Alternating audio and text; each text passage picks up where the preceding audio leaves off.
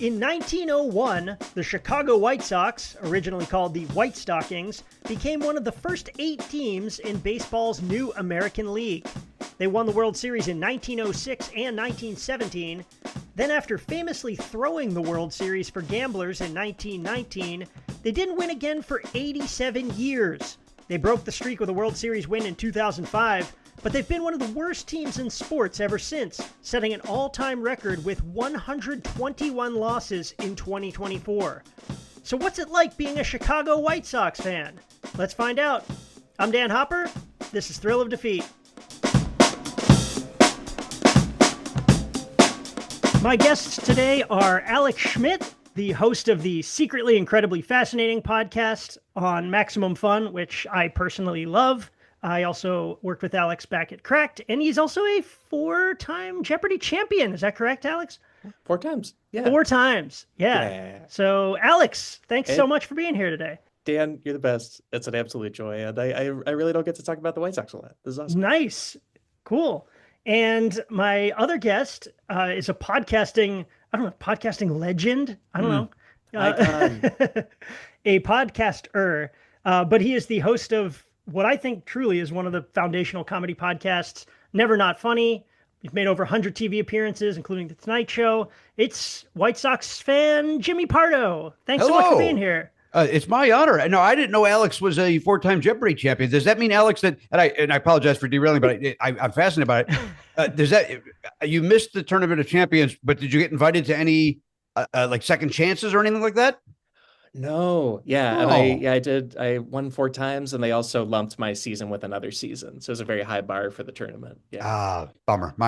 Sorry to bring it up. Well, he brought it up in fairness. Dan did, but I would prefer to make it sound like Alex got frozen out of Jeopardy for some controversial reason. Sure. I don't know. Alex is a pretty controversial person. If you've ever met him, I was too real up there. Yeah. You know.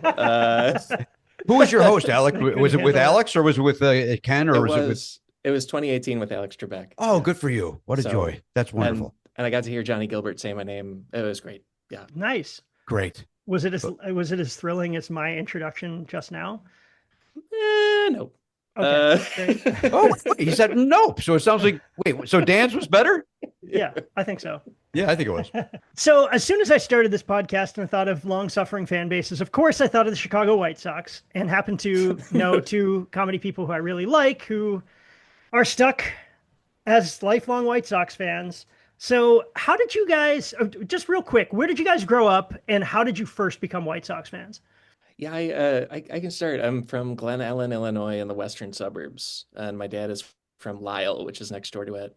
And then my mom's family's from Iowa, so they just sort of married in. But I think especially the suburbs, it's really driven by just who your parents root for, because you're not on the north or south side of the city. Mm-hmm. And so, yeah, and I was born in the late 80s, and one of my first sports memories is Space Jam. And so that all at once taught me Michael Jordan is the most important person in the world. And also he is connected to the Chicago White Sox. So like the Bulls and the White Sox are the most important. But the White Sox were definitely my dad's like favorite sports team of all teams. And his uncle, my godfather, would like sneak him out of school and say he was sick to take him to games sometimes. And my grandma would like listen on the radio and then like need to leave the room if she thought she was causing them to lose by paying attention to the game. Like if they started going badly, it was it was my fault for paying attention. Like it's my fault. Yeah, that's rational. So like my dad's side of the family, it's all White Sox fans, and that's how I got into it. I love the idea of a kid in the 90s being, I was a huge Michael Jordan fan. It's like, oh yeah, the Bulls. No, the Durham Bulls. Yeah, the minor league Michael Jordan baseball set me on my fandom for life. Yeah, I like almost missed. I really wasn't forming big memories for the first 3-peat, and then I also wasn't right away into sports. I had to read a lot of Sports Illustrated for kids first. So then my big sports memories were the last 2 Jordan titles against the Jazz, and then the White Sox building like the amazing lineup of the 2000 White Sox was kind of the first team I was really excited about, because just everybody had a bunch of home runs. Once you saw the Buzz Beamer comic in Sports Illustrated for kids, do you remember that little guy? It was like a little cartoon guy who flew around and was like, "Whoa, watch it, Michael Jordan!" And he's like about to get hit by a picture of Michael Jordan or something. You're hooked. Yeah, yeah. Yeah, just kids are like, I like it. There's a cartoon. So Jimmy, where did you grow up and when did your long-suffering fandom begin? I'll start with this, a fun Jimmy Pardo fact. I auditioned for Space Jam to be one of the, Whoa. it would have been a green screen thing, being one of the guys to play basketball against Michael Jordan, but you're really Daffy Duck. And no way. Yeah. And I got, it was actually one of my first auditions in when I moved to LA. And I got really, really close. I met with Ivan Reitman and I got close to doing it. But I couldn't, I don't do voices. So, and I didn't know why that was, why it was necessary. Michael Jordan's not a method actor. I mean, like, why do I need to sound like Daffy Duck if I'm going to be replaced by Mel Blanc's family? Anyhow, it would have been the coolest thing in the world to have been a part of that movie in any way, but I wasn't. But the fact that you brought it up, I bored you with my unnecessary, I got close. Yeah, that's great. That's Hollywood sad sack story. What a crazy, that's such a specific thing to like, you have to be good at motion capture in basketball, but also be able to do Daffy Duck's voice, even though you're not going to do Daffy Duck's voice. Right. Just bizarre. I think a lot of it had to do with my height in that the cartoon characters were small. And I'm not the tallest man. So I think that helped me get far. But it was like, I'm meeting the guy that directed, whether you like it or not, the original Ghostbusters. And it's like, I just moved here and this is already happening. This is and I'm going to be in a movie with Michael Jordan. So all my family is going to be amazed. Like, holy, what the hell? Pardo just moved there. He's already, and then it didn't happen. And then this may be the second time I've told the story in 20 something years. 30. I like the idea of young Jimmy finally watching Space Jam and just being so bitter every time Daffy's on the screen. Furious. Look at that guy. That guy's not Daffy Duck. I'm Daffy Duck. Look at how he's moving. Why a duck would not move like that? Ducks don't move like that, Dan. That guy didn't capture it. Pardo would have done it. Clearly not. Didn't get it. Yeah. I grew up in hometown Illinois is where I grew up, which is a suburb that basically shares 87th Street with the city of Chicago. The bigoted town of Oak Lawn is to our west, and Evergreen Park is to our east. And basically, hometown was 1 mile by 1 mile. It's a small little community that I think was built for the Korean War veterans. They were duplexes. I think they were 900 square feet homes that my parents bought for $25,000, something, banana times. But I grew up there, and where it's the south suburbs, so sports is really everything. Mm-hmm. And deep down, I'm a theater comedy nerd, but I tried to fit in with sports, and I couldn't play it very well, so I was being a fan was easy to do. So the first game I ever went to, my dad brought me to see. My dad really didn't have an allegiance with either team. My stepfather was a huge Bears fan, not a baseball guy at all. And my mom would go if somebody invited her to go to a game. Mm-hmm. So my dad took me to see, to my brother and I to see a Cubs game was the first game that I went to back when Rick Monday was on the team. And maybe Dave Kingman was on there. I don't remember the exact roster, but it was, the mid to late 70s, showing my age to you youngsters.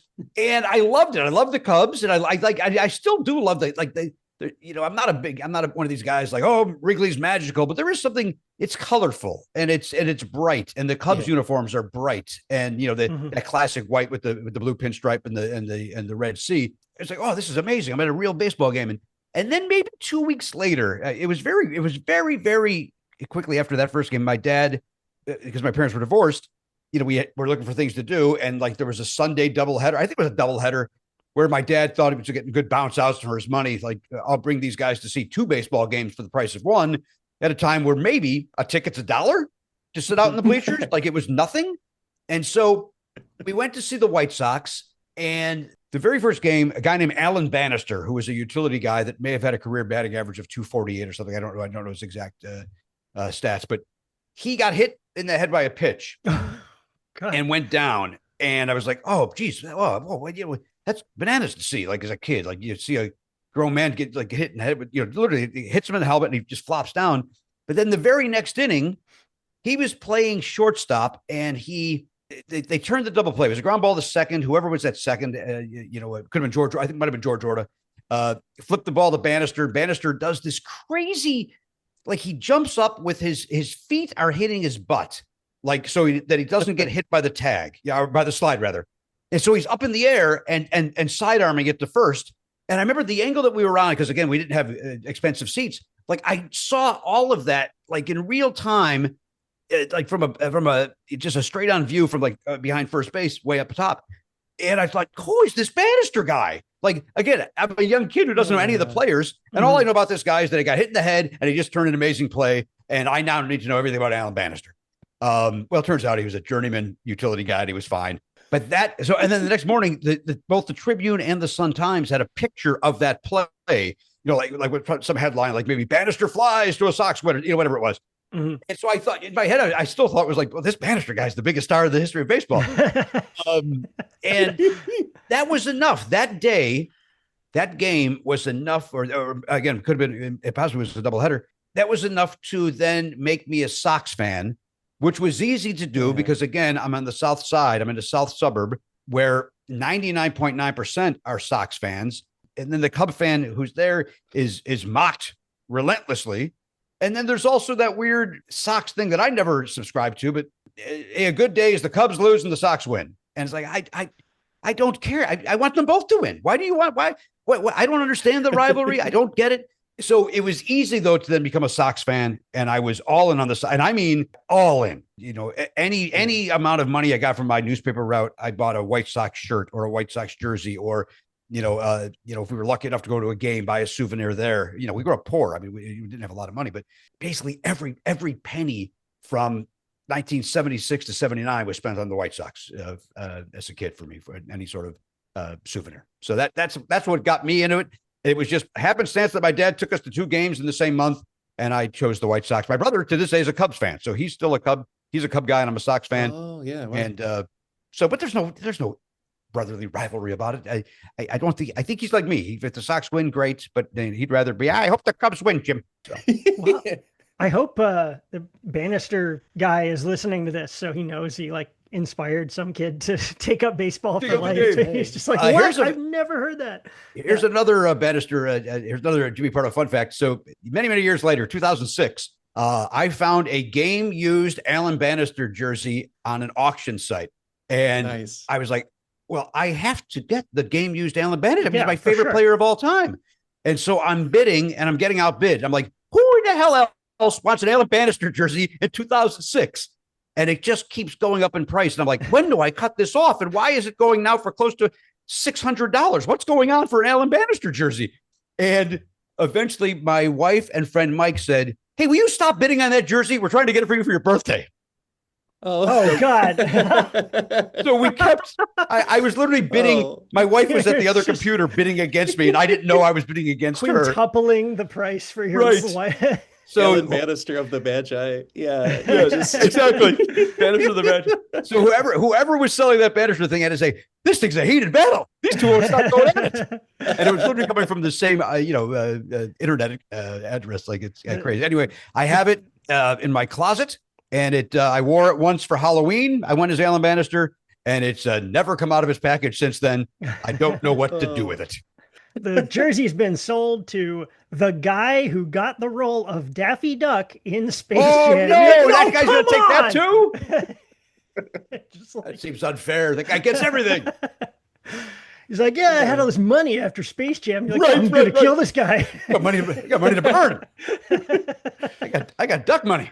Yeah, that's sweet duck money. Yeah. With the tickets too, it's amazing to hear that.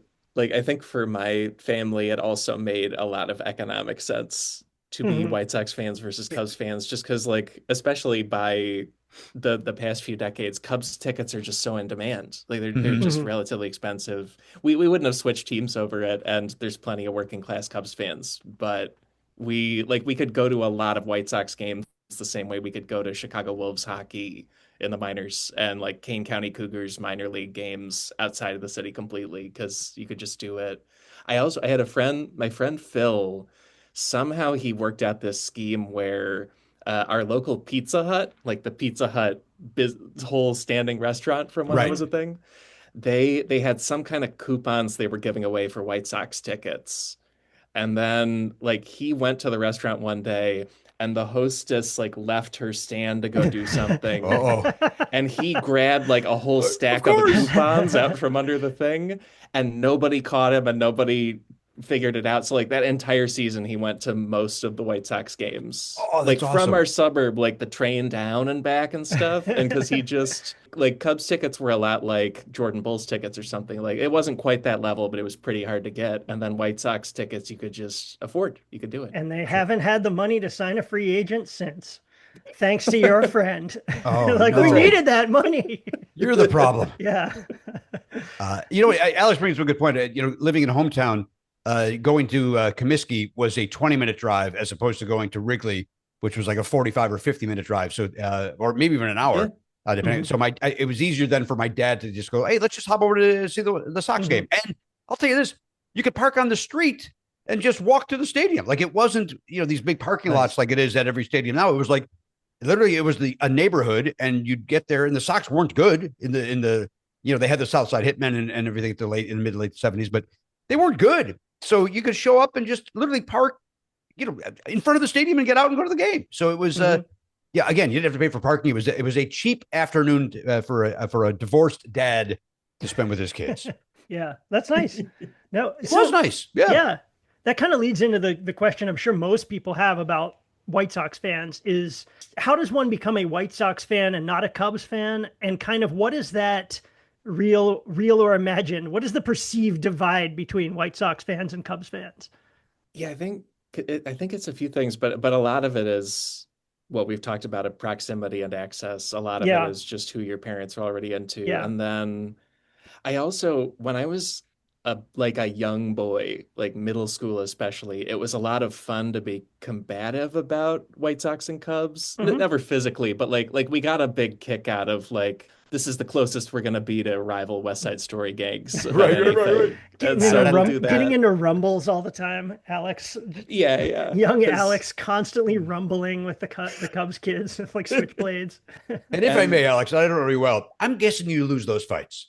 Oh, all the time. Yeah. Okay, very good. I want to. Yeah. Okay. He's a tall man and dangerous with the switchblade too. You think this guy can handle the blade? We had one crack podcast that really went off the rails. I don't even want it. I believe it. Given that I have been in the cast of a production of West Side Story, I think you know how I would do in a West Side Story fight. Who did you play, Alex? One of the Jets, minor jet, yeah. And I believe that's what I was as well. Yeah, I don't know, like a suburban white school, just like that's what I did. Yeah, I was same deal. Like either I don't remember if I was a Shark or a Jet, but in hometown grade school we did West Side Story, and nice, just a bunch of average white dudes doing that play. Italian last name, immediate Shark. That may have been the case. Yeah. I may have been Officer Krupke. I don't remember who I was. It was, a long time ago. Yeah. And I feel like also the other thing is that when you brought up that one of your relatives was a huge Bears fan, like Chicago is one of those cities, sort of like a lot of Northeast cities, where people will get into all four sports in a very heavy way. And so it's almost less of a thing of like, it matters whether you're a White Sox or Cubs fan, but it's also like, which of these are you really into and which of these are you just sort of like, yes, if it goes well, it's good. And I feel like baseball is toward the bottom for a lot of Chicago fans. Agreed. Like, I think it's certainly a Bears town. Yeah, Bears town and like a lot of especially older people, the Blackhawks, like once they got good again in the last decade or two, people were like thrilled. They just couldn't believe it. But my family was mostly baseball, I think, especially because my dad liked the sport. And then when the Bulls got good, they were almost surprised. They were like, "Oh, the Bulls have never been good. Wow, that's kind of cool, neat." Yeah, I'll go along with everything Alex just said. I think it is. I think it's really just proximity or family. I think it really that's what it is. And in our household, I think my brother, just like I said, I think it's because the first game we went to was a Cubs game. He was younger than me, and I think he just got on board.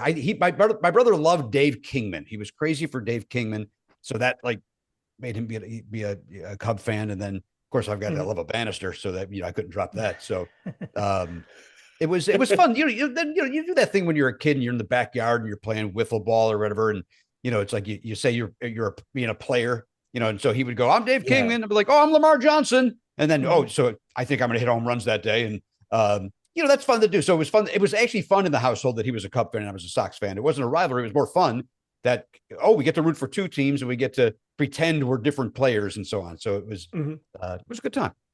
Well, do you feel any, the perceived class divide of like the Cubs are like the richer team and the White Sox are the South side, the kind of the poorer team? Do I? No, because I'm rich and from show business.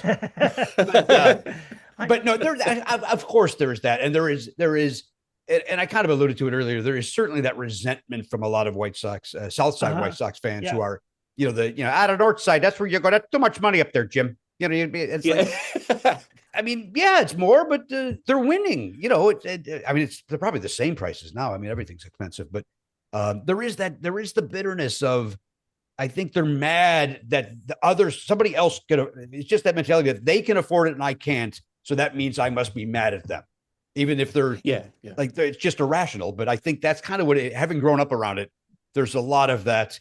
The South Suburbs is really what we call Chicago the second city. That they are really, that's the second city, and just angry at the big city of Chicago, then angry at New York. It's just like really, it's all compressed to that area, man. It's that's like a very reflective response, because I thought you were just gonna be like, "Fuck the Cubs." No, I don't. But I don't. What am I mad at clothing? I don't care. I mean, I said it before. I want them to win. Like this year, the White Sox are horrible. Last year they were horrible. Mm-hmm. So I'm rooting for the Cubs. I'm watching a lot. I try to watch every White Sox game. That's the truth. But at some point, I go, you know what? They're losing 13-0. I'm going to switch over and watch and listen to Boog do the Cubs. And I watch a team win. So why wouldn't I want to do that? And I'm still rooting for my hometown. So I feel good about it. And if they win, great. Then my brother's happy. The Cub fans are happy. The city of Chicago's happy. And I'm happy. Especially with baseball being so daily, you need it to be like a good experience when you're watching it. And so it matters if the team is good or not. It matters if the announcer is good to listen to or not. A lot of announcers have hopped between the two teams. Like it's so if you're like me and Jimmy, we both don't live in town anymore, but like, especially if you just are throwing on the TV before everything's streaming, like you just want to watch a game and you'll see one a lot of the time. And the Cubs 100%. Are always on WGN too. So then the Sox would be on like NBC Sports Chicago more recently, or like just kind of another channel. And then occasionally WGN had the White Sox, but media wise, it was like easy to just see a bunch of baseball when you didn't have a lot of other TV. Alex, because a lot of the nation became Braves fans because of TBS. But I was able to, as a road comic, in all through the 90s, and then moving to LA, where again, before streaming, before you could see I could watch it, I could watch the Cubs every day. And so I got to, still experience watching, a team from Chicago, in addition to watching the Dodgers locally. And, I just, you're right. You're in my case, I'm in a hotel at 1:00 in the afternoon in the Midwest. Oh, what are the odds? I get to spend now 3 hours with the Cubs. And that's a great afternoon. Should I have been working on my act? Of course I should have been, fellas. Should I been trying to get better as a comedian? Of course. But the Cubs are on. And I must know what Andrew somebody was doing. I forget there was a pitcher. Oh, damn. Just sharpening your very specific riffs about like Ryan Sandberg or whoever for LA clubs. They're like, what? Who cares? Why is it? I did do for a little while. I would do a Pat Hughes talking to Randy Hundley. Remember, Randy Hundley filled in for a little while. And Randy Hundley was just kind of this old cowboy guy who would, I don't do voices, or else I would have been Space Jam. But Randy Hundley would just go, he would say something that nobody knew what he meant. And Pat Hughes would always so nice. He would go, "That's right, Randy, 2-0 now." And he would just, he wouldn't mock the guy. He would just, "That's right, Randy." Randy Hundley filling in the booth today. We're lucky to have the former catcher. Randy Hundley is here. Meanwhile, he just went, "That's right." It was almost like Ross Perot. Like he would go, "There's like there's two banjos behind first base. You can't hit a thing with the fang." That's right, Randy, 2-0 now. What a wonderful. And the other thing with like I feel like resentment, maybe from Sox fans to Cubs fans, some of it could also come from just like White Sox fans wanting to affirm that we exist. That's it. That like the team is a thing. like if the team's fan bases and situations were exactly the same economically, Sox fans would still be upset about the idea that it's like 70-30 Cubs in the city, and want to convince their fellow citizens, but much more broadly, the United States, that like there is a second baseball team in Chicago, and ESPN should stop leaving that off graphics of the most recent Chicago sports championships, please. Right? Idiots. That kind of thing. Alex, you bring up a good there's a friend of mine. He's a really funny guy, a guy named Bob Gillespie. I'll give him his full name. But it was literally 2 weeks after the White Sox. He's a huge Cubs fan. And he's a guy that had season tickets and would go to every Cubs game and may still do it. But the White Sox win in 2005. It was 2 weeks afterward, and the city was still celebrating. And Bob goes, "All right, enough of the White Sox." Like, enough. They haven't. They're the only team to win a World Series in their lifetime. 2 weeks in 87 years or something. Yeah. Right. Yeah. And you're already tired of it. And by the way, this is the first they've been talked about in 45 years. Like, what are you talking about? Anyway. Yeah. So we don't need to go through the full history of the White Sox or anything, but I did want to mention kind of the most famous moment in White Sox history was a bunch of players on the team getting banned from baseball for life for fixing the 1919 World Series. And, you know, the movie 8 Men Out is about that. It's mentioned in the movie Field of Dreams.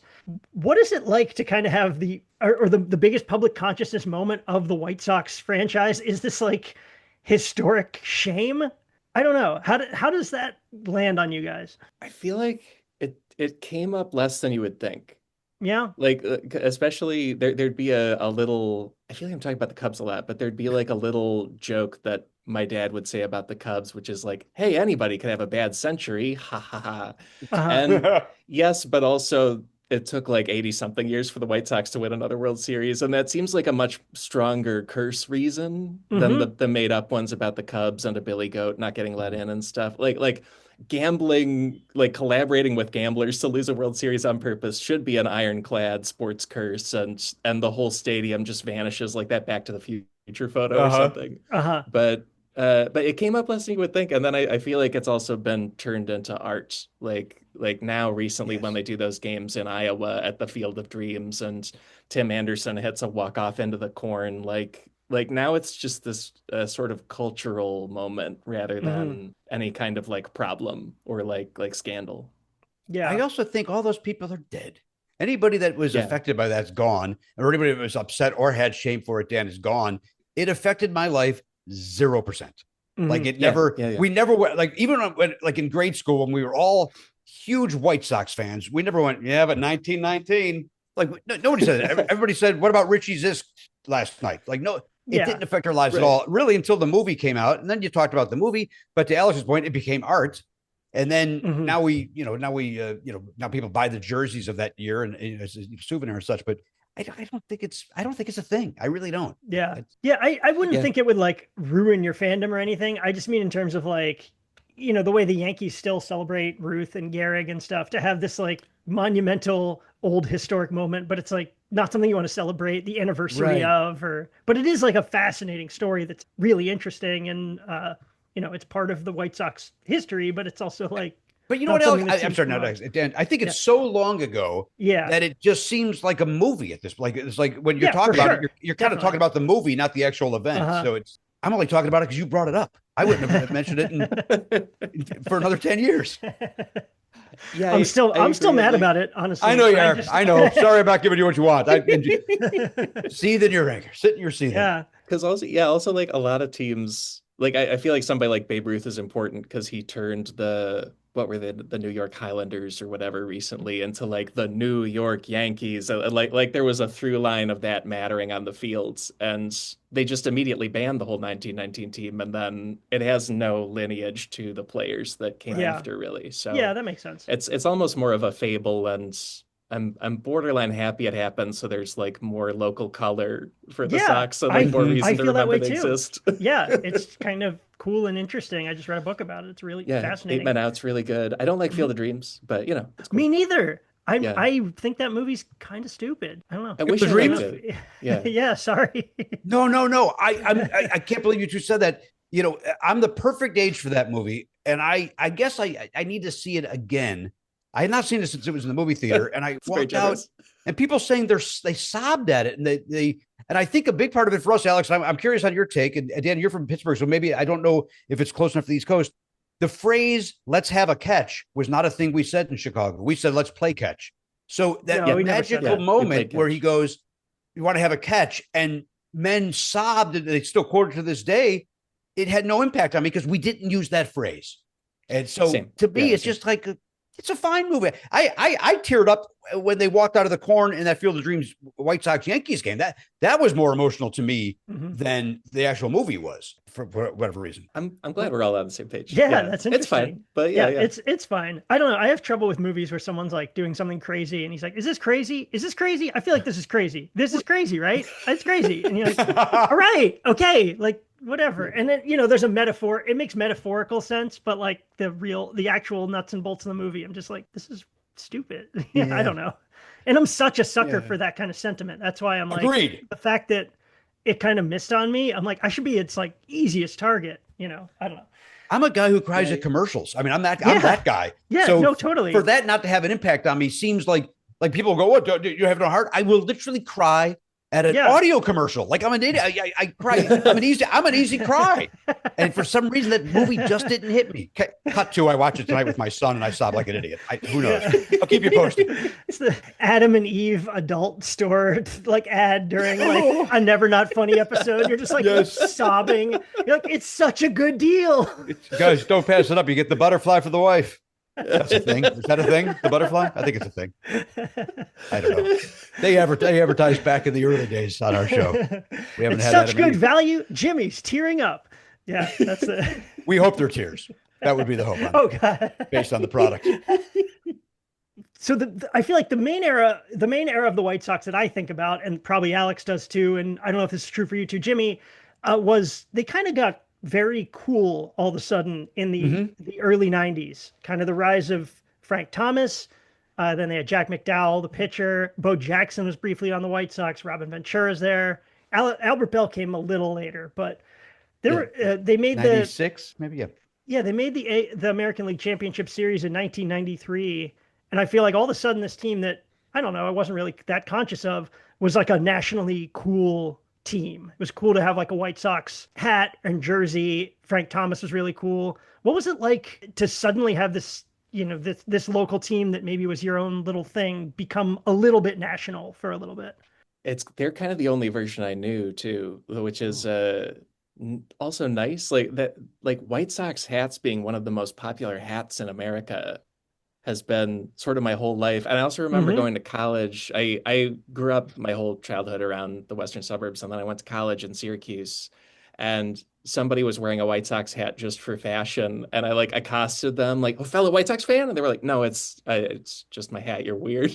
And so I had to kind of learn how big they were once I left home. I just thought they were a fashion icon and the number 2 team of my region. And then it turned out they're a fashion icon everywhere. It was same with Michael Jordan. I learned how big he was really once I left home. I was like, oh, this was not just in DuPage County. This was everywhere. I see. You thought he was a local celebrity who cut the ribbon at the bank unveiling or something. Like, apparently this Michael Jordan fellow has some fans. Yeah. And we also, so several years ago, my dad passed away, but we learned that, like, as we were just going through things, we learned he had a signed Ozzie Guillen baseball. And it's not because of Ozzie Guillen being the manager. It was when Ozzie Guillen was like the slap hitting middle infielder on like those earlier teams. And people like Frank and Ozzie, like they continued to be big figures in baseball after those teams, which is nice. Ozzie used to come to I used to work at a club in Orland Park called KJ Riddle's Comedy Stop, and Ozzie and some other, I forget who the other players were, but Ozzie used to come to a ton of shows. Ozzie loved comedy, and he would come down there. The owners were big White Sox fans, and it was neat. It was like, holy shit, Ozzie Guillen's here. I almost thought Ozzy Osbourne. Ozzie Guillen's here. And as a Sox fan, like I'm on stage, and then in walks in Ozzie. I'm like, well, everybody stops listening to me. They all, there's number 13. Yeah. Who I didn't love as a player, to be honest with you. It was exciting that he came to the shows, but I was not a huge Ozzie fan. He drove me nuts. His energy, always bouncing around back there, and it drove me nuts. But clearly, he did a good job, and I like him now. I think he's actually a terrific broadcaster on the booth, because he doesn't know you can't say some things. He just talks like he's having a personal conversation with Chuck Garfien, as if there's no cameras on. It's like, Ozzie, I don't know if you could be that honest, but he is. He's I think he's wonderful. I'll agree with what Alex said about the hat, by the way. The White Sox had a bunch of different uniforms throughout the 80s, and they were coming off the most boring one. Although now it'd be refreshing. The black curly pins, C. yeah, the curly C. Yeah, that I really like that, but it also looks like a lowercase e. So yeah, it does, right? It's not the best. Yeah. But I am a little. I'll be honest. Because it's now going on almost 35 years of the current black and white pinstripe with the with the look they have. It's like, which is why to me when they would wear the red throwbacks on Sundays or even the current City Series, which I'm not a huge fan of. We get it. You own the Bulls too, but at least it's some color. I like the color because I got just a little tired of the white and the silver and the black. But I think it made an impact. New stadium, new uniforms, and there's a new excitement. And then, and by the way, here's this kid named Frank Thomas, and here's this guy named Robin Ventura, and again Ozzie and Jack, like you said, Black Jack McDowell, and George Bell came along, Sammy for the Sosa for the first couple of years in the '90s. But it was exciting. They were an exciting team to watch, and Gene Lamont got him there in '93. In my opinion, he screwed up the playoffs. Gene Lamont did. Jack McDowell screwed up too by hanging out with Eddie Vedder the night before his game and getting hammered and showing up hungover to a playoff game. It's like, oh no, dude, it's your job. We all want to hang out with rock stars.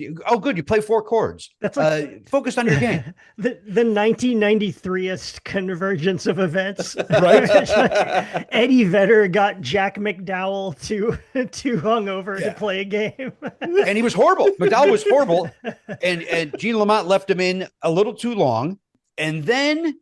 The bullpen was a disaster, but then I might be conflating things.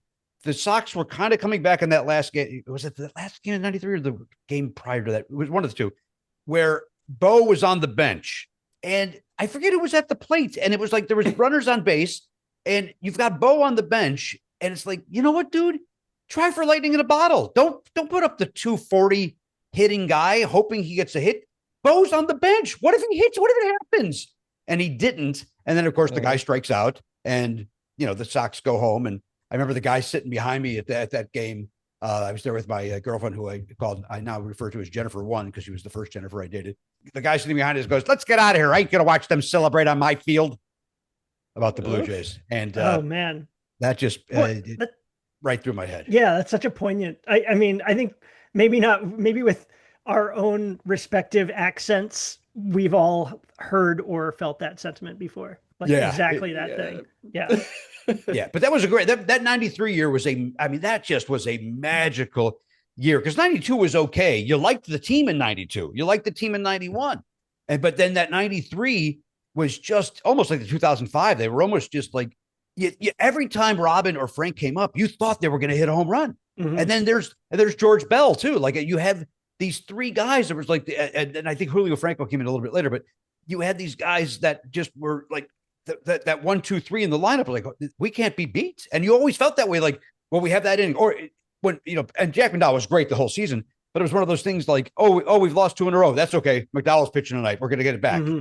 And you every game you had optimism. It was really, and then 94 was the same way until the stinking strike happened. Yeah. I had forgotten this until, I was researching that for this podcast. The Sox, they lose the ALCS in 1993 to the Blue Jays, who go on to win the World Series that year. And then the next year they're in first place. And then the 94 writer's strike happened. Writers maybe the writers took a break too.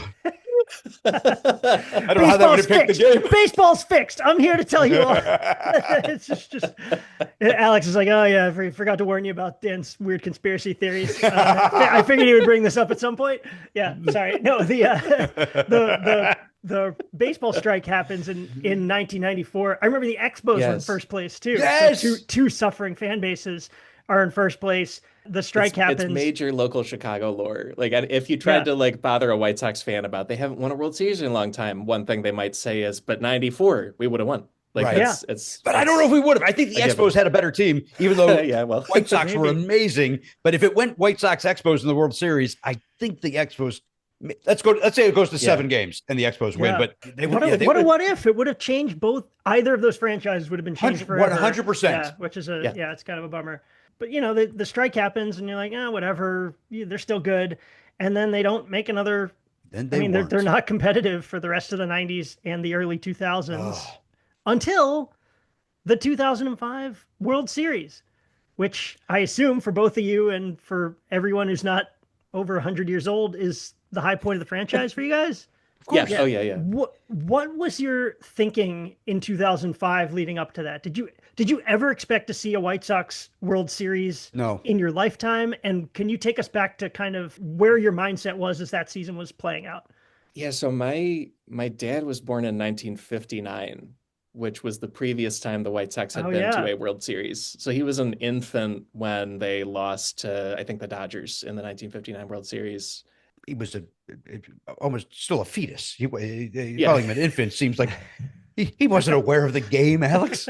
Precisely, yeah. So he just heard about it, and either way, I think I was young enough and also coming off of enough Bulls championships that I was like, I think they'll probably get one in my, but like it'll probably be many decades still, and like and my dad was pretty sure it wasn't going to be. And then I remember the final week of the season, like the last month of the year, they kind of had a downturn where they Yes. had been playing great, and then suddenly in the last series against Cleveland, they needed to win at least one to win the division.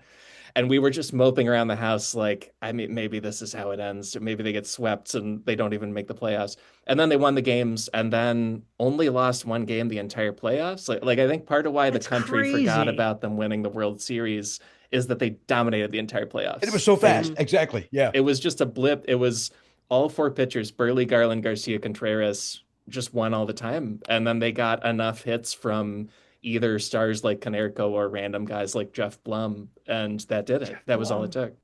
Jeff Blum will be in White Sox history for all time. Well, and also then me and a lot of the country have rewatched the last inning of Game 1 of the World Series because the national telecast featured the future Pope in the crowd. Yes. Right. He was on the broadcast, it turns out, which is shocking. Like he was doing the exact face I was doing, hoping that Bobby Jenks, who was like a new human to me that year. I had never heard of him in my life until that season. He just starts closing games toward the end of it. And then we're like, I guess we'll see if we'll win the World Series with Bobby Jenks. Like maybe he can just close out World Series games. And he did. Yeah. It was magical. But they felt like they were actually good. Like it didn't feel like a total fluke. It also felt like it was a little stitched together with guys having particularly good years, but it didn't feel like it was like totally bonkers that collection of guys, once they made the playoffs, could win a World Series. It just was way too easy almost once they were in the playoffs. I always say, Alex, and people, Sox fans get mad at me that because everybody raves about how great Ozzie was as a manager. Like whenever they needed a new manager, they could get Ozzie back. Ozzie was great. I don't think Ozzie was great. I think that team was great.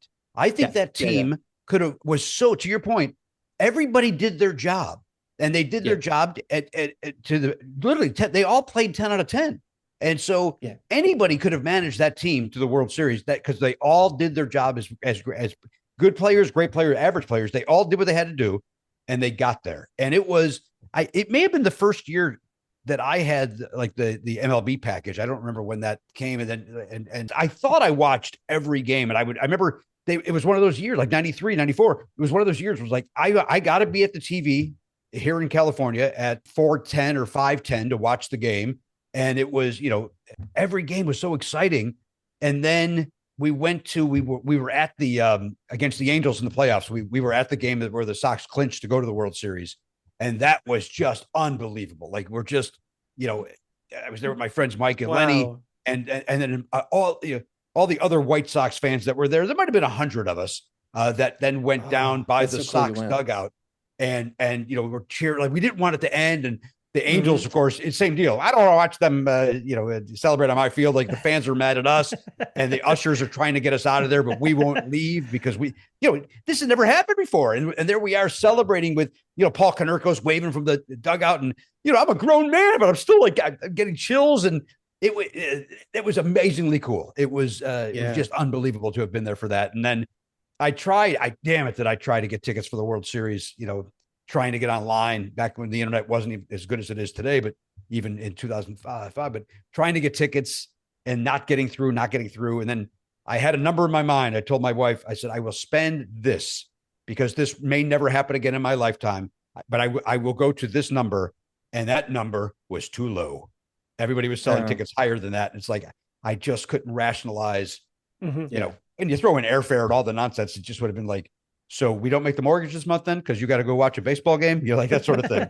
So Yeah. I didn't get to go to the World Series, but now that here we are, 20 years later, it's like, oh, I should have gone to the. Yeah, but there's only been a few times in my life where I've dropped like hundreds of dollars on tickets before, and it's like you're already so nervous that when you add in like I may have dropped $800 to be more miserable than I've ever been in my life. It adds like another level of nerve. You're already going to be watching the White Sox in the World Series. You're going to be nervous as hell. Yeah. And then it's like the fact that you could be like, oh, well, there goes $1,000 or whatever. There goes $1,000. And I'm pissed off. It really, it's so nerve-wracking. Exactly. Yeah. No, that said, in hindsight being 2020, what we know now, them winning all 4 of those World Series games, like it would have been amazing to like, there was no risk. It would have been, the reward would have been fantastic.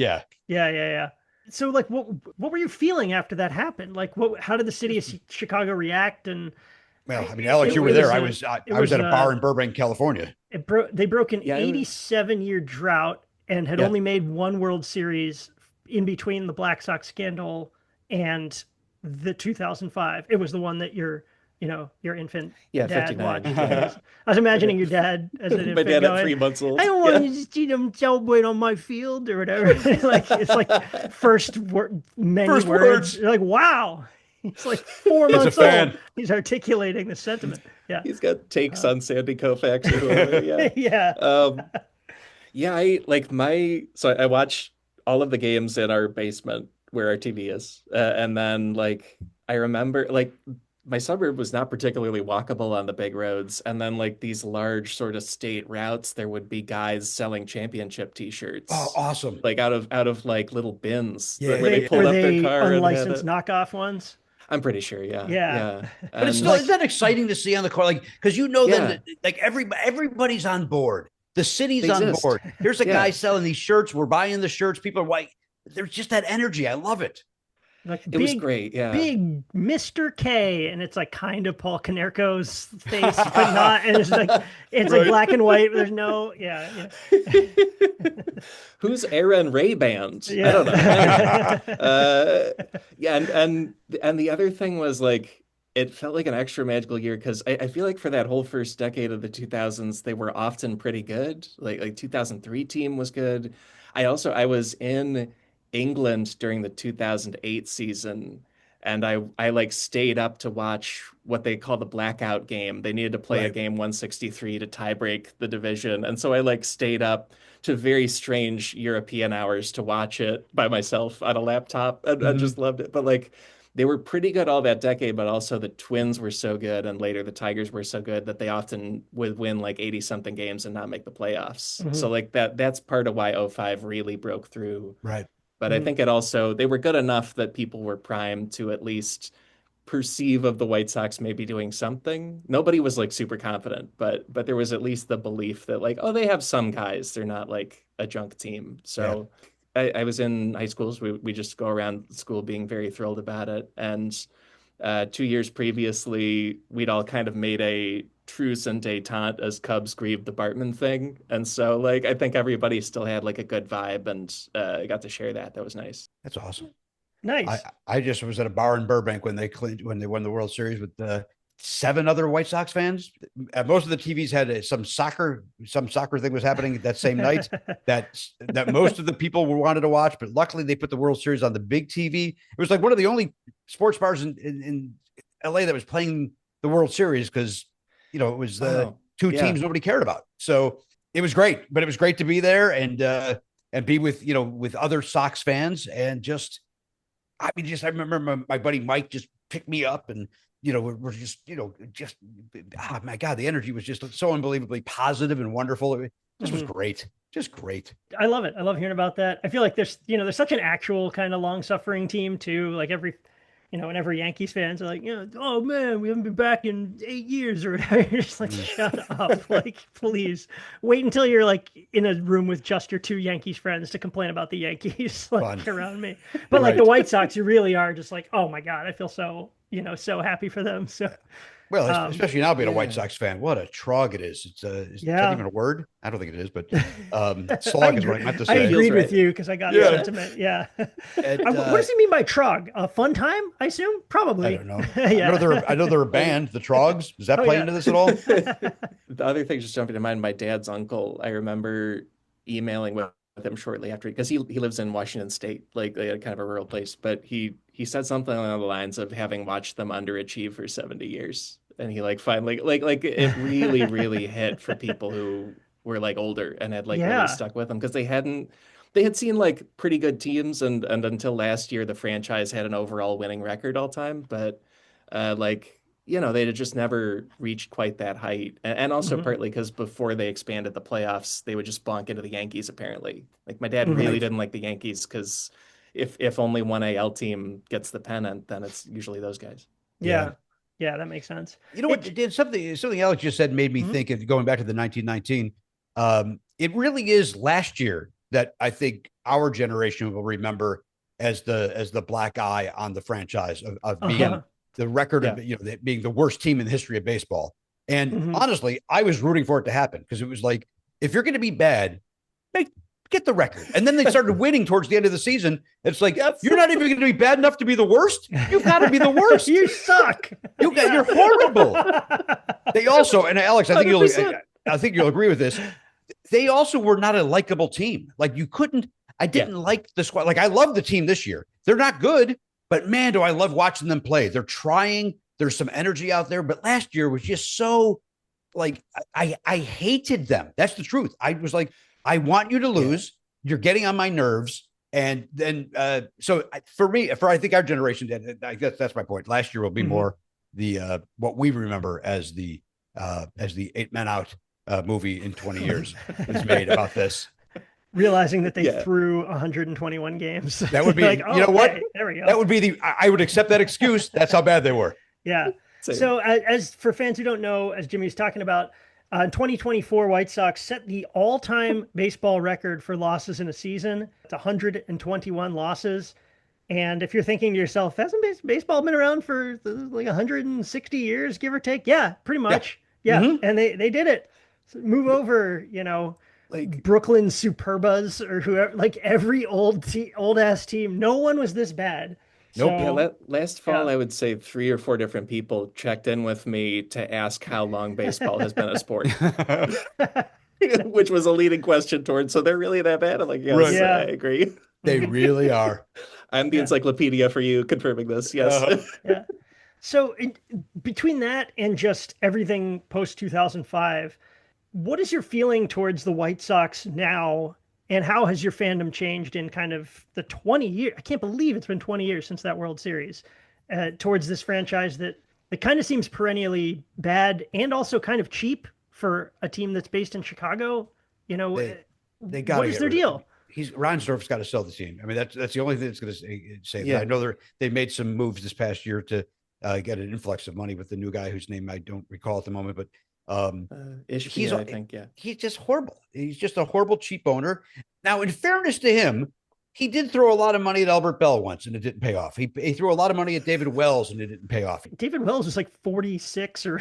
Yeah, but they gave him a lot. Yeah. And it didn't work. And he was on the White Sox for 1 year, and it's the worst year of his career. Yeah. Yeah. Jeez. So, I mean, in fairness to Reinsdorf, he's been burned. At the same time, to your point, Dan, it's one of the top 3 cities in the country. They should never have money problems. They should never be pinching pennies. You should always be spending as much as you can to compete with the Yankees and the Mets and the Cubs and the Dodgers and now the Astros and maybe the Giants. It shouldn't even be a conversation. It should always be that. But exactly, because also their claim will be, well, we only have half the city or less than half the city. But to me, that's even more reason to spend, because your customers have an alternative down the red line. Good call. At the other end. Yeah, you can't, if you're the only team in the city, you can be a Cincinnati Reds type organization or Colorado Rockies and just be crud because there's not another one. Thanks for not naming a certain team that I root for. You easily could have slipped in there. You guys always have your little moments. The Pirates have their moments, don't they? They don't have their moments? Once every 20 years, maybe. Well, They lose in same as us then. divisional game. Yeah. Yeah, but I like reading White Sox blogs and stuff. I have read some like grim predicting and like tea leaf reading from people. Just like there are some White Sox fans who now spend a lot of time like trying to figure out the Reinsdorf family's schemes, or like are they Oh, trying to like interesting. wait for Jerry to pass away so there's not capital gains tax when they sell, and like all kinds of stuff like that. And because Oh, if people interesting. don't know, the Man. Reinsdorfs own the White Sox and the Bulls, and Hmm. the like guess is that they're just going to keep the Bulls, sell the White Sox, and Reinsdorf's main son, who cares about the teams as a Bulls executive rather than having anything to do with the Sox. Like it just seems like they're kind of laying the groundwork to let the team go, and Interesting. people hope they stay in Chicago. You don't know. That's you don't know, right? They could Yeah. easily go elsewhere, and you know what? Maybe they should. I oddly enough, I'd still root for them wherever they. I don't know why I would follow them and not just stick with the Cubs or the Dodgers, but Yeah. you know, I've got that Bannister jersey, fellas. I can't shake this team loose. I've And got I souvenirs. Yeah. and the other, like, I've also only known them in their current stadium, and I have like enormous psychological attachment to what is considered not a very good You stadium know, by a good lot of stadium. people. But I like Hmm. it's just where I would go and have bratwurst with those cooked onions and all the mustard, and like my middle school band played the national anthem at a game, Awesome. partly because Wow. they're not like they just would let anybody in at the year we did it. But like I was on the field and I saw very sweaty Oakland A's Jason Giambi in the dugout from like 10 feet away. Like I can't let go of some things that they seem very ready to let go of. Like Injecting they want to bulldoze steroids that right in front of stadium. you. Right. Yeah. Just Yeah, yeah. don't say anything, kid. Like, "Oh." Yeah. So if they I like will if add to they that since you yeah. brought this up that I've had the honor of throwing out the first pitch twice. In Wow. Wow. in Yes. 2012, I was there representing. We were doing a week of shows for Conan at the Chicago Theater, and I was there representing Conan. Oh Uh, yeah. and Cool. then, which was the 2012 was just amazing because, again, growing up in hometown and then Oak Forest, my dreams were to play for the White Sox as a kid. That's what every kid wants to play for their home team. Hmm. I wanted Yeah. to play for the White Sox, or I wanted to host the Tonight Show. Those were the two. Those were my two dreams growing up. And Oh, so there I yeah. am. You know, please welcome representing, from the Conan O'Brien program, from TBS's Conan and the host of Jimmy Pardo. So like there I am on the field of my favorite team, throwing out the first pitch, representing Gosh. a late night talk show, and it's my favorite. Like it's on the field of my favorite team. So like that was, and my son was there, and my dad was there, and it was interesting, and my wife.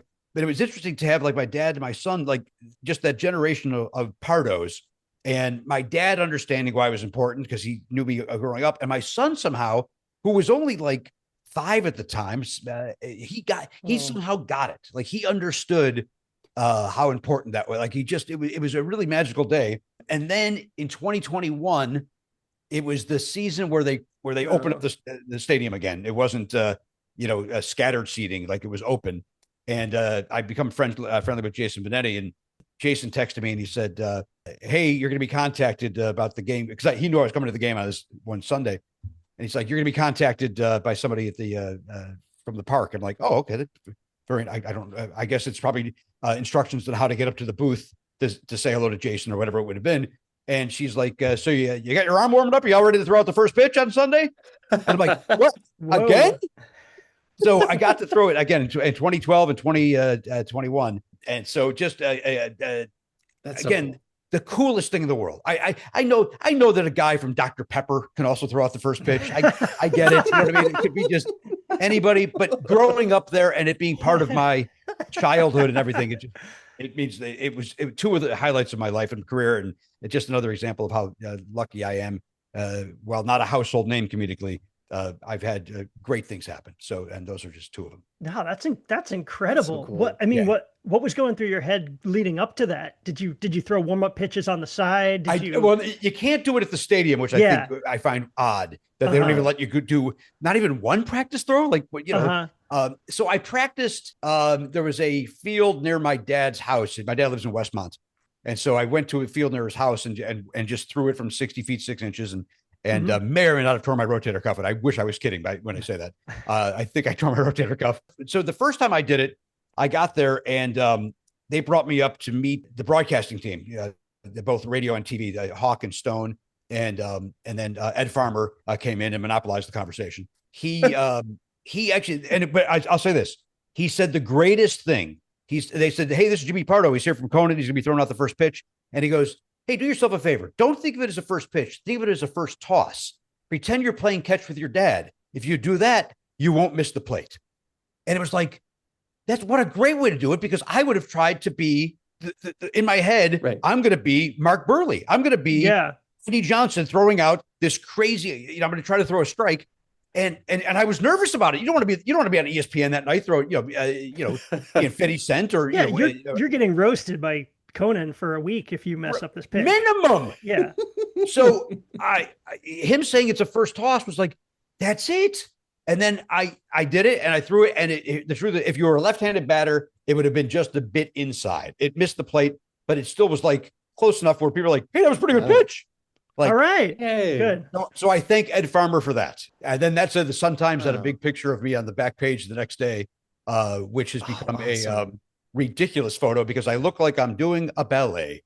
It is just a horrible pose that has become a stupid T-shirt that I sell. And it's up on my wall right there where I woke up to a gazillion text messages saying, hey, you're in the Sun-Times. Have you ever played baseball? And it was like, it just was humiliating. It did this photograph. It's horrible. I laugh at it now. But, the idea of you getting injured, getting Tommy John surgery after throwing one pitch. Just like, horrible. You're like, I'll be returning to Conan in 12 to 18 months. Yeah, I'm sorry, Alex. I'm sorry I stepped on the on your band playing their story, but no, that's you mentioned that. Right.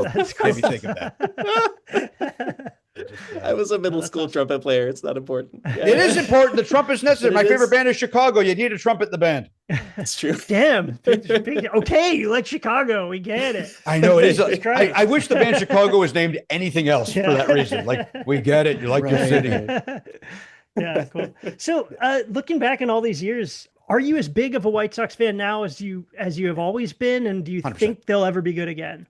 I am anxious that they'll be awesome in the 2030s in like Nashville, Tennessee. Oh God. Oh, interesting. But I definitely am not going to pick like a new favorite Major League Baseball team ever for sure. And it's sort of like the late 90s Bulls. Like I just always have those events and situations and feelings and like, and I think I got more into the White Sox after moving away from home because it's just like between wearing the hats and like, I joked with somebody once when I was watching a baseball game. I told them I'm watching my stories, like the way older people talk about soap operas. Like, like it's just a thing to keep up with every day, and that's the one I've got. So I plan to stick with it.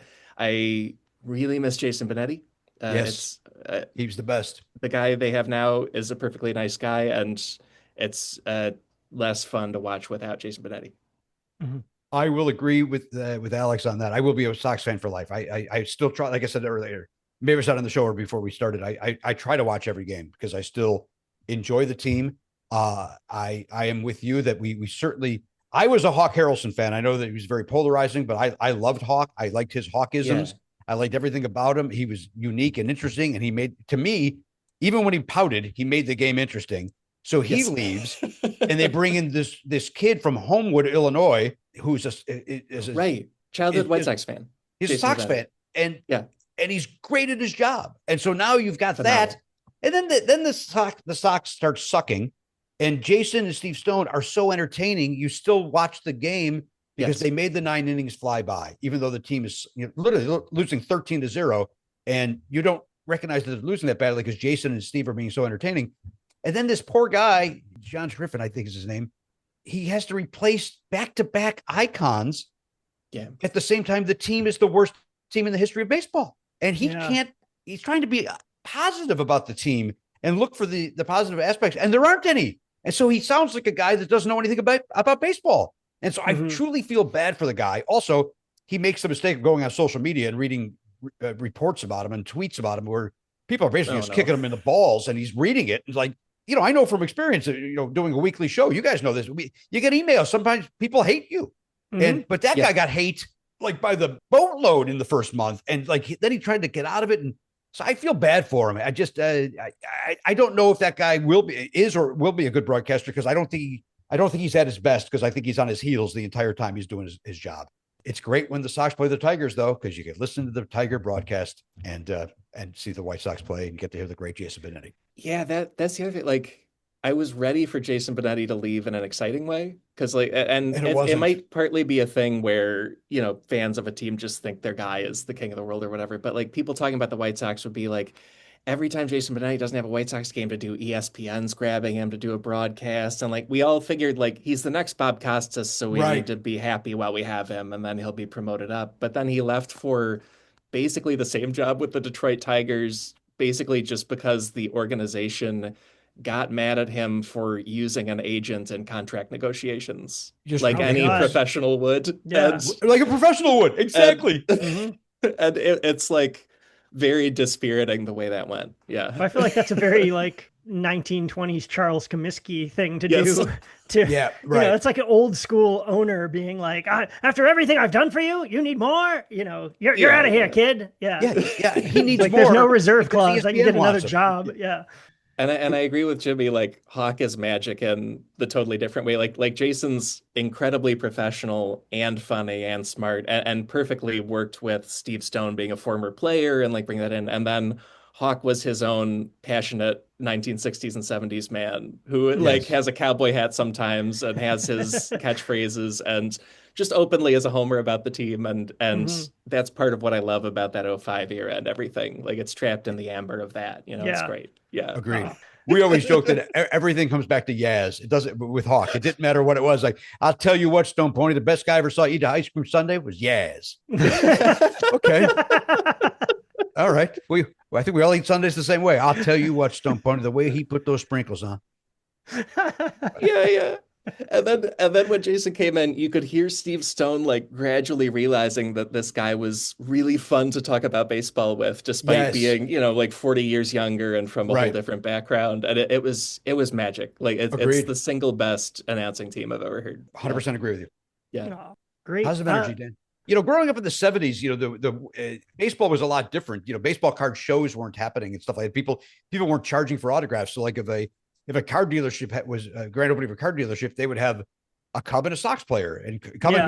and meet Bill Buckner and Wayne Nordhagen. And then you'd, as a kid, you'd ride your bike up there and you got to meet these two players. And again, as a kid, you don't know the difference. You think they look like they're statues, they're giant men, and you're a kid and you get to see you're meeting a baseball player. It was exciting. And it was also at a time, and I know it's a run-on sentence, so I apologize, where they had day jobs. And Bucky Dent, who ended up being, playing for the Yankees and making a name for himself. When he played for the White Sox, he played in the offseason, he worked for a company called the Screw Bell Company. I'm sorry, the Bell Screw Company. The company was named Bell, and they sold screws. And you literally, and I'm not kidding, as a kid, we would call the Bell Screw Company and say, "Can I speak to Bucky Dent?" And Bucky Dent would get on the phone, and you would talk to shortstop Bucky Dent on the telephone while he was at his day job in the offseason. And he would then send you like I got autographed pictures from Bucky Dent. Like that's pretty crazy that would happen. Crazy. I thought you're gonna be like, oh, you're my hero. What was it like to do this? And he's like, hey kid, are you gonna buy some screws or not? All right. You're gonna do some. You got anything to tighten? Here. I got the tool for you. Yeah. No, he was very generous with his time. It was fascinating. And there was also a kid by the name of Ross Baumgarten, who was a Chicagoan who ended up pitching for the White Sox. And I looked up his phone number in the Yellow Pages, and I would call him and tell him he had a good game, and he would come to the phone. Like, wow, that would never happen today. Like the first time I called Ross Baumgarten, it was his mom, and he still lived, like he was young, he still lived at home, and his mom, I goes, Ross there? Who's calling? My name is Jim Pardo. And they're like, okay, well, he's playing baseball right now. Okay, tell him I called. I don't know what I said. And then I called once, and he got on the phone, and I just said, I just want to tell you, you pitched a great game last year. It's insanity. But they were nice guys. Again, a different time. Well, now at least you can reach out over Twitter and tell them you're going to kill their family because they blew your under parlay or whatever. Yeah. The hell's wrong with people? The accessibility of the team, it also reminds me that like they would both be so just you can get coupons for tickets or whatever. And then at the same time, once in a while, Obama's a fan. You know what I mean? Like it's like this thing where it feels like this very local situation, and then the president of the United States is a fan of the team and wears their hat, and it can be really high and low like that. Like I never expected a Pope to be a White Sox fan, but now that it has happened, I'm like, yeah, that makes sense. We had Mayor Daley, we had Obama, now we have the Pope. Sure, like yeah, sure. It wouldn't have been as cool if he was a Cubs fan. I would have been like, yeah. It would have been too obvious, don't you think? Too on the nose. Yes. Yeah. Mm-hmm. Yes. It's so funny to think. I when I started comedy, I did comedy at a bar in Dalton a lot. There was this bar that, like, on Tuesday nights they did comedy, and I'd go there and suck and be horrible and trying to improve my craft. But I like to think that because of the age that the Pope is, and he's from Dalton, Illinois, I'd like to think that he was at one of those shows. Because why wouldn't he be? He was just, at some point, he was just a guy from Dalton who, would go, hey, you guys want to go to the bar and see comedy? Yeah, let's go see comedy. And then who knows? I'd like to think he was there once. That's my thing. Because again, he was just at some point, he was just a guy. There's definitely a chance. Like, for real, right? Yeah. Yeah. Well, wait till he steals one of your jokes and puts it in a sermon at the Vatican. Well, then I'll tell you what, that son of a bitch is going down. Yeah. I'm taking the Pope out. Funniest Pope of all time? You're like, God damn it. It's Space Jam all over again. Everybody's stealing from me. Everybody's taking my job. As my friend Mike pointed out, somebody on Twitter said, that means that at some point the Pope was wondering if they would re-sign Eli Jimenez. And I think that it's perfect. Like the Pope cared about Eli Jimenez at some point. Eloy. I said Eli. Pope being like, I can't believe we took on this Alex Rios contract. I don't know. It just seems like the Blue Jays were paying too much money. I don't know. Right? Body of Christ. Perhaps that's what's going on in his head. We gotta close this up. The Sox starting at 1:10. Body of Christ. Perhaps we should forgive General Manager Rick Hahn. Fuck him. No. Right. He's a guy from the South Side. You know he said that. That's our show. My thanks again to Jimmy Pardo and Alex Schmidt for sharing their surprisingly positive White Sox memories with us. You can check out more Jimmy stuff at jimmypardo.com, and definitely check out Alex's secretly incredibly fascinating podcast. It's one of my go-to listens every week. Guys, if you like the show, just tell your friends about it, leave an iTunes review, whatever you want. We'll be back next Tuesday with an all-new episode. Thanks for listening.